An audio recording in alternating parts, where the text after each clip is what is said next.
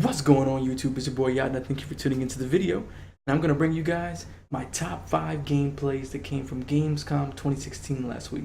Let's get into it. First up, we have Little Nightmares. Now, Little Nightmares is a stealth horror puzzle platformer game being developed by Tarsier Studios, in which you're playing as a little kid in a cute little yellow raincoat, and you're navigating this unknown underwater construct simply called the Maw. Now, Tarsier Studios is being pretty tight-lipped in the details here. They didn't give too much more than that. But what they did do last week at Gamescom is they showed off a gameplay trailer as well as a gameplay demo showcasing these horror elements by looking at these sort of creepy, disgusting enemies that are trying to capture you within the Maw, as well as showing off some of those platforming and puzzle elements where you have to figure out the ways to unlock a door or ways to reach a vent to go down the next path. Now, we've seen other indie studios be really successful with these puzzle platform games. Recently, we have Playdead, who released Inside, and this game is shaping up to be a lot like that, where it's delivering powerful artistic visuals. It's a really creative looking game, but one of the differences here is that this game, while it is a puzzle platformer that operates sort of in a side scroll manner, within each plane or within each area, you can actually move within a 3D space. So you are side scrolling, to progress through the map, but within that you can move, on the Z-axis, so to speak, and actually move around within the area. And you can see some of that here in the gameplay now. So, if you're itching to get your hands on another creative puzzle platformer after beating Inside, unfortunately, you will have to wait just a little bit longer, as Little Nightmares will be releasing in the spring of 2017 on Xbox One, PS4, and PC. Next up, we have Get Even. Now, Get Even is a psychological thriller first-person shooter game being developed by The Farm 51. In Get Even, you play as Cole Black, who has woken up and can't remember a thing. He's lost his memory. Your objective is to figure out why this teenage girl has a bomb strapped to her chest and how you ended up in this twisted asylum. Now, The Farm 51 promises that Get Even will challenge your perception of reality, and that's in more ways than one. So the first way is your character in the game will have trouble determining what's real and what isn't. He's wearing some sort of weird headset contraption that is altering his perception of what's real.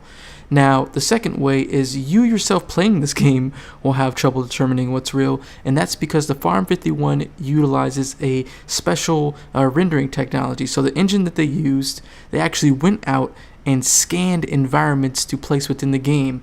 And using this sort of environmental scan technology, their engine is able to render photorealistic environments and objects. You can see it in the gameplay just how great this game looks, and you yourself will probably question if you're playing a game or real life.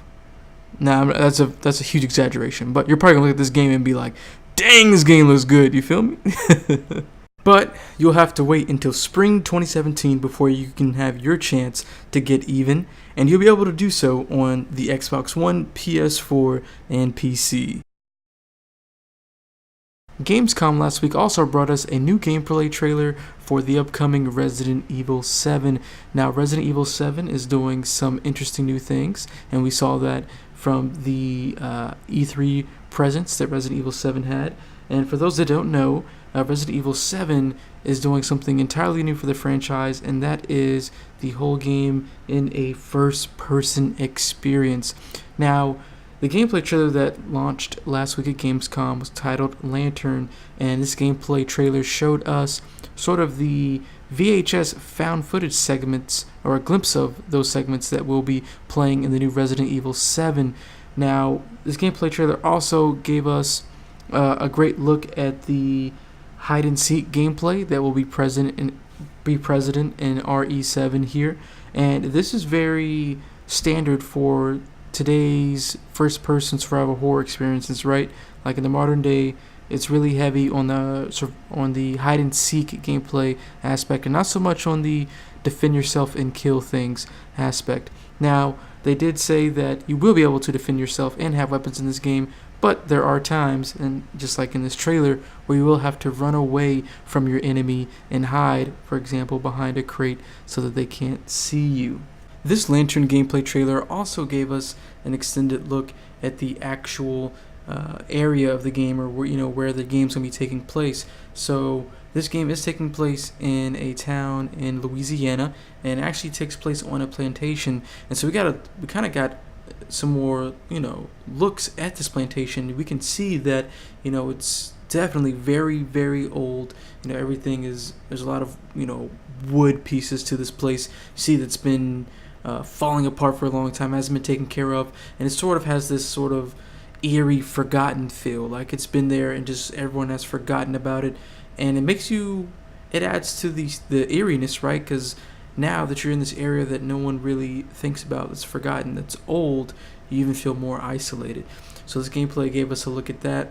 Overall, the more I see of Resident Evil 7, the more excited I am to play this game. I think they're definitely taking the series in the right direction and making sure that it sort of keeps up with today's horror experiences, but also maintains some of the great elements that are core to the franchise, that especially hardcore fans will appreciate, like the grid inventory, and the lack of overall items and ammo and things like that. You can be terrified by this game on January 24th of 2017.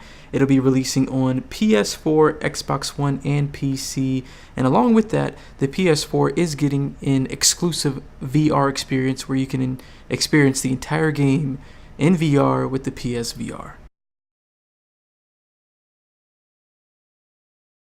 Next up is probably the creepiest game that came out of Gamescom, and probably the creepiest game that I've seen in a long time, and this game is called Agony. Now, Agony is a first-person survival horror game being developed by Mad Mind Studios, in which you play a tormented soul who is trapped within the depths of hell, and you have to escape. And the only means of escape is through a meeting with the mystical Red Goddess. Now, so far, and especially after seeing this gameplay trailer that was revealed at Gamescom, I'm thinking that Agony is shaping up to be one of the creepiest, scariest, and just grossest horror games that we've had in a very, very long time. Now, the details on Agony are still pretty scarce.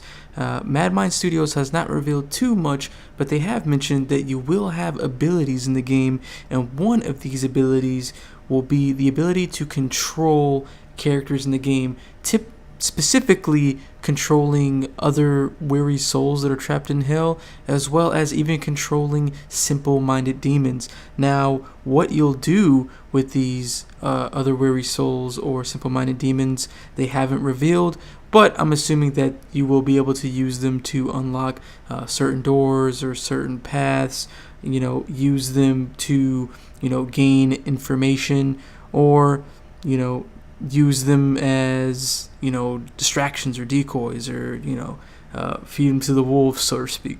Looking at this gameplay trailer, visually I see a lot of inspirations from horror films, particularly inspirations from the mastermind Clive Barker. Looking at a lot of these sort of grotesque and just deformed and just sort of grossed visuals and imagery in the setting and in the design of the enemies. You can see just a lot of that inspiration that's drawn from masterminds like Clive Barker and other horror films.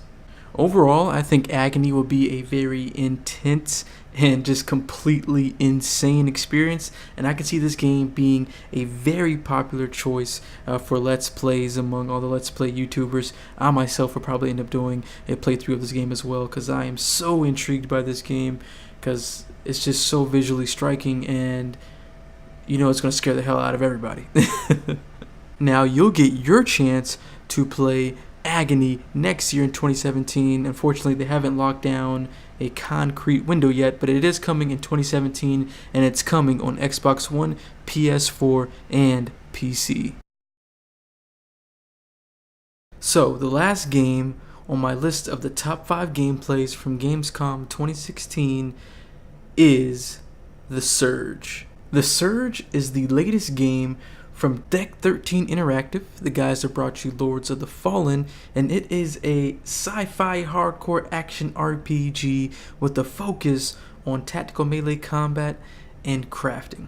Now, we already knew about the Surge as it was revealed earlier this year, but at Gamescom, Deck 13 Interactive actually brought a gameplay demo that gave us more insight and details on how things like the tactical fighting will work, how finding blueprints works, and a better look at the atmosphere and the setting of the game, and also how crafting and upgrading will work with your character. Now, before I dive into some of the details that we got from the Gamescom demonstration for the Surge, I kind of wanted to dive into the setting of this game and what it is about. So the game takes place 60 to 70 years in the future in a sort of dystopian Earth. Basically, everything has gone to shit. The economy is crashing, global warming is wrecking the planet, etc., etc. There's a lot of ecological issues and that sort of thing. Now, you're playing a character whose name is Warren, and in the current time, it's super difficult to find a job, and he just so happened to find a job at with a company called Creo. They are a company that focuses on ecological improvement for the planet. Now, on your first day on the job, you're getting your exosuit installed, yada yada yada, and for some reason, which we don't know, you black out, you get knocked unconscious, and then you wake up and everything has really gone to shit, and you have to figure out why. Right off the bat, I am absolutely loving the art and setting for this game, this sort of sci-fi industrial look and feel. I love it. It's beautiful, it's different, and I don't think it's really something that we've really seen, and if we have, it hasn't been in a long time, especially in this sort of action RPG genre. Now, some of the cool things that we learned about this game and what you're actually seeing, or what you've been seeing in the gameplay, is the tactical melee combat aspect of the game, and that's what Deck 13 is calling it. But basically, you actually have the ability to target different body parts of your enemy, and you saw some of the examples here. There was an enemy in this gameplay that had on a special helmet. You saw that it was glowing. So the person that was playing actually targeted the head, and you can target with the right analog stick. You can just choose which area you want to focus on. So he focused on the head, and then after he reaches a certain point, he was able to execute him, cut his head off, and then actually get a blueprint of that helmet so that he can craft that helmet later on. And that idea of executing enemies in a certain way or disabling them in a certain way will play a big role in the Surge. Another aspect of the game that they talked about and demonstrated is the aspect of crafting and upgrading, so you'll be able to gather blueprints and parts throughout your journey that you can then use to craft new pieces of armor, new weapons, and then also the aspect of gathering points to bank and upgrade your exosuit with new abilities and new perks. Overall, after seeing this the Surge gameplay demonstration from Gamescom, I am on board for this game more than I've ever been. So Deck 13 created Lords of the Fallen, which is a Dark Souls-esque action RPG game, and one of my gripes with it was that while it was a decent game, it was just a little bit too slow, and I felt like you didn't really have any options there. The game pretty much ran, gave you the option to have your character play at slow or slower. And looking at this gameplay, it looks like the game is a lot faster, and I like the more fast-paced action, and I'm seeing that a lot here with this gameplay for the Surge. So already I feel like I'm liking this a lot more than Lords of the Fallen, and I knew that Deck 13 had this potential because Lords of the Fallen was a great fantasy game, and I think it allowed them to learn a lot, and now we're seeing the fruits of that labor and getting this new, just incredible creative project in the Surge. So you'll get your chance to play The Surge in 2017. Unfortunately, a release window has not been stated yet, but I'm willing to bet that it's going to be holiday 2017. But you'll be able to play this game on Xbox One, PS4, and PC. So that was my top 5 gameplays that came out of Gamescom 2016 last week. What were you guys' top gameplays or top announcements from Gamescom last week? Was there anything that you were particularly excited about? Anything that you were surprised by? Is there anything that you didn't like? Drop it all down in the comments below and I'll be happy to discuss it with you guys. Thank you so much for tuning in. If you like this video, go ahead and give it a thumbs up. And as always, please show your boys some support and subscribe to my channel. It'd be much appreciated and you'll be notified when I release new videos. Again, thank you so much for tuning in and I'll see y'all in the next video. Peace.